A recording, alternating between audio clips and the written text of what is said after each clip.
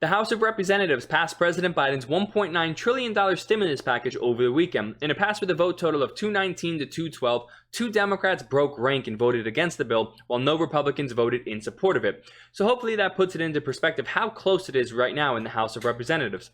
It's absolutely true that Democrats hang on to a slight majority, but if more of them start to break rank on other bills, you might get a 50-50 tie every now and then. Just something worth noting. But the purpose of today's video, we're going to be talking about the stimulus package, what you can expect to be in it, as well as what are some things that people are already debating whether they want in or out of it. So that's kind of this whole week. It should be the amendment process. Should hear some good debates. Should be something that dominates the news cycle, unless something completely random happens that is, more newsworthy. And then obviously it'll kind of drown out what we should be hearing going on in the Senate or on the Senate floor. So moving on, let's talk a little bit about what you can expect to find in this particular bill. Really, it's just more stimulus checks. The $1,400 stimulus check is the big talk, more unemployment benefits. So pretty similar to the other stimulus packages that we've had in the past, over the course of 2020. Just worth noting that Democrats are probably going to try and put this on the fast track because they want to have this bill on Biden's desk by March 14th, because that's when jobless claims, or jobless benefits rather, are set to expire. So like I said, it might be on the fast track, but if people have a different idea in mind in terms of how long they want to debate, it might hold up the whole process. So we'll have to just wait and see. But the other part of today's video, we're going to be talking about the $15 minimum wage, because believe it or not, this was actually put into the bill itself, at least when it was first initiated or first written. The Senate actually already shot this idea down. To my knowledge, it might change, but to my knowledge, as of last Thursday, before the House actually passed the stimulus package, they said, if you pass it, we are not going to pass it in the Senate if the $15 minimum wage is required to be raised, to that level, in this particular stimulus package. So, to be determined. But with the whole $15 minimum wage, I think I've talked about this in some other videos kind of here and there, but I just want to kind of dedicate this segment to it right now. $15 an hour. So many people get lost with their emotions on this particular topic, because they'll say, oh, well, we need the minimum wage to be raised to a living wage, right? Because you should be able to live a good life on the minimum wage, so on and so forth to that extent. The only issue that you're running into is my viewpoint on the minimum wage is I'm actually not in favor of raising it at all. And the reason for that is because I recognize that the minimum wage should really be jobs for people that are first entering the market. So I'm talking like high school, college kids, people to that extent. If you're trying to raise a family on the minimum wage, well, don't do that, okay? So if you're someone watching this right now and you're thinking of starting a family and you don't have your whole life set, my suggestion is don't do that, because you're not setting yourself up for success. You're not going to have a lot of comfort in life. And really the reason for that is because even if you're someone who supports the minimum wage being raised to whatever amount, you want it to be a living wage, it's not a good idea to rely on politicians, because let's be real about this. The minimum wage is only going to get raised when certain politicians have the majority in the House, in the Senate, right? And it obviously gets passed. So if you're constantly relying on that, it might not be there when you need it most. So I'm more in favor of people being more independent. So kind of just moving on a little more with the whole minimum wage, like I already mentioned, I think it should be reserved for high school and college students, because I recognize that if we raise the minimum wage and we continue to raise it, you're going to price new employees out of the market. And the reason for that is because let's say an employer has to pay someone $15 an hour. Well, someone has to be worth $15 worth of productivity. And let's be real about this. There's many jobs out there where you're just not worth that much money. You don't do enough, right? And it's not because you're a bad person. It's because that particular job, that particular company, with whatever your position is, it's just not worth that particular amount. So moving on, stick with me here, right? Because I'm not trying to say people don't matter. When we now start to price people out of the market, they're never going to get that first job. I want you to imagine we're kind of removing the rungs on a ladder. So when you first start, you really don't have any real world experience. You don't know how certain jobs work. You don't have the best interpersonal skills. You might not even know how to show up on time.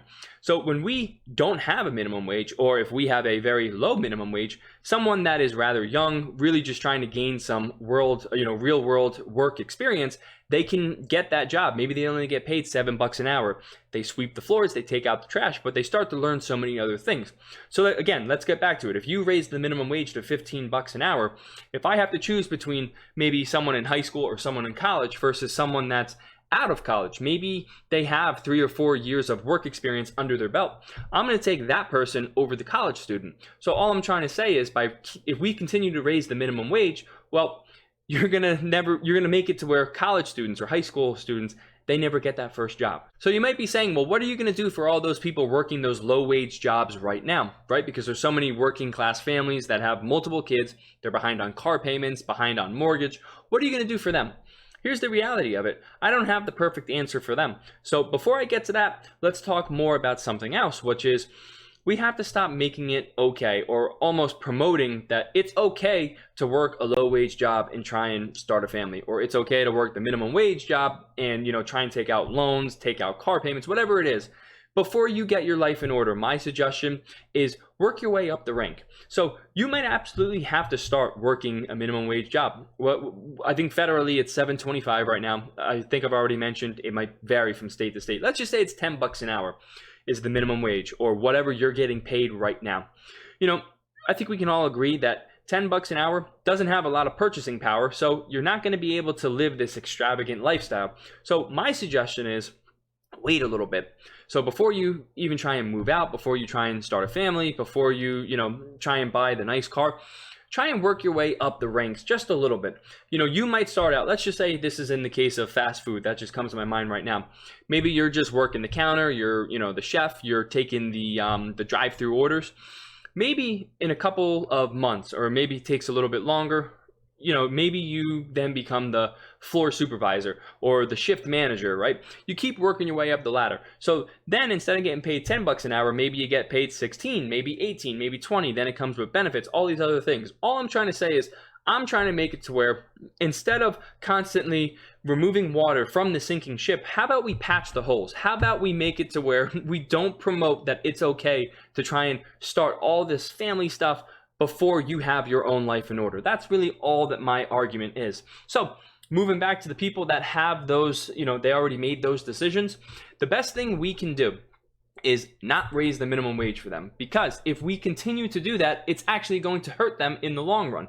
And the reason for this is because if we constantly just keep raising the minimum wage, yeah, they might get paid more money on an hourly basis, but in order for whatever company they're working for, if they're going to keep the same profit margin, or if they're going to keep everyone else employed, they're probably going to have to cut hours. So let's say $10 an hour is the minimum wage right now. Let's just say in an example, and it goes up to 15. Yeah, you might get paid more hourly, but what happens if they cut your hours by, X amount of percent? You might be making the same amount of money, despite the fact that you are getting paid more to the hour because you're working less every single week. Then the cost of certain goods and services is going to rise, which then, yeah, you get paid $15 an hour, but if everything becomes more expensive, does your life actually improve? So that's all I wanted to mention regarding the $15 an hour minimum wage. A lot of different ways you can attack this particular argument. Let me know what your thoughts are regarding this. Super hot topic because people argue from emotion. I'm trying to take it from, a factual and individual responsibility standpoint. I'm not in favor of the government constantly saying, well, if you vote for me, I'll make sure I, do this for your life. But, if we don't have all these other people that think like me, your life's going to be on standstill. So I want to try and remove that relationship from people and relying on the government, because in my opinion, your life becomes a whole lot better when you kind of control your own destiny. But moving on, the last part of this video, we're going to be talking about someone who I want you to become just a little bit familiar with. And obviously to the left of President Trump, former President Trump, whatever you want to say, that is a Democratic senator from West Virginia. His name is Joe Manchin. And believe it or not, he's actually someone who's considered to be a moderate Democrat. Believe it or not, yeah, they still exist. Now, his technical title, I guess you would call him a blue dog Democrat, which is something that's like totally so far gone, but it'll make sense. Just hang with me for this one. So, believe it or not, he is someone, on some of his stances, he actually supported the tariffs on China because he said through all the trading in years past, West Virginia was negatively impacted. So he supported the tariffs. Can you believe that? A Democrat agreeing with President Trump? He has said in the past that he agrees with a border wall. Okay, you still with me? He said that he's in favor of passing a constitutional amendment that would balance the budget. All right. Some Republicans aren't even for that. So that's kind of like, whoa, hearing that from a Democrat is pretty crazy. And he has all other different stances. Like in terms of abortion, he's not in favor of any abortions after week 20. You can argue whether that's good or bad, but I still think if he's not totally, all the way to the left on it, that's pretty moderate.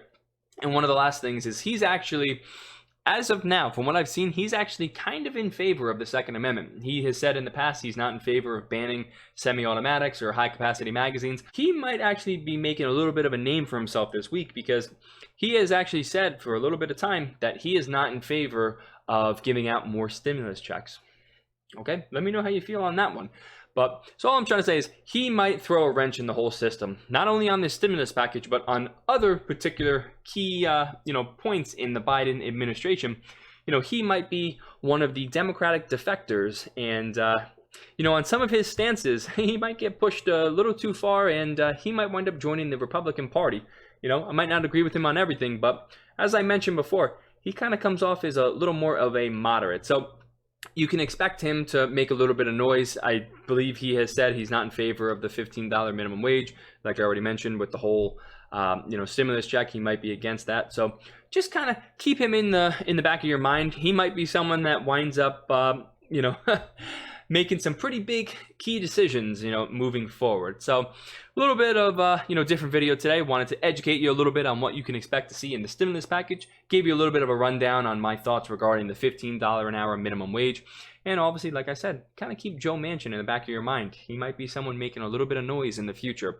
So with all that being said, let me know how you feel regarding any of these topics. I appreciate you sticking through the video. If you made it this far, consider commenting, consider liking, consider subscribing. I post a video every Monday, Wednesday, and Friday talking about new topics. But regardless, I hope to see you again sometime soon.